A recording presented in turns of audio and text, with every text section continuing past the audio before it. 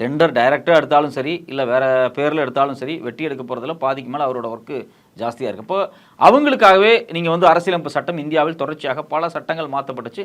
நானே இது குறித்து நிறைய பேசியிருக்கேன். உண்மையிலே ஒரு கவர்மெண்ட்டு, ஒரு பிரைம் மினிஸ்டர் அலுவலகமே இந்த இடத்துல வந்து லெட்டர் போட்டு கோல் மினிஸ்ட்ரிக்குள்ள, அது மட்டும் இல்லாமல் இந்தியாவில் இருக்கக்கூடிய பல துறைகளில் வந்து இந்த வேலையை பார்த்துருக்காங்க அப்படிங்கிறது ஆச்சரியமான அதிர்ச்சியாகவும் இருக்குது. இப்போ இதே பேட்டர்ன் நம்ம நாட்டில் நடந்துருச்சு. இதே பேட்டர்ன் வந்து ஸ்ரீலங்காலையும் பண்ணியிருக்காங்க.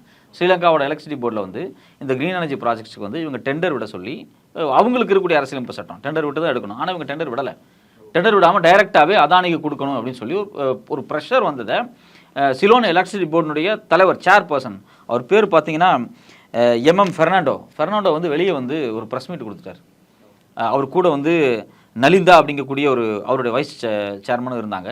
இதில் என்ன வருத்தமான விஷயம்னா, அந்த ஃபெர்னாண்டோ ப்ரெஸ் மீட்டு கொடுத்து 24 ஹவர்ஸில் அவர் திருப்பி வந்து ட்விட்டரில் பதிவு பண்ணார், எனக்கு வந்து மனநல சரியில்லாமல் நான் அதை கொடுத்துட்டேன், ரொம்ப ஒரு மாதிரி அப்செட்டில் இருந்தேன்,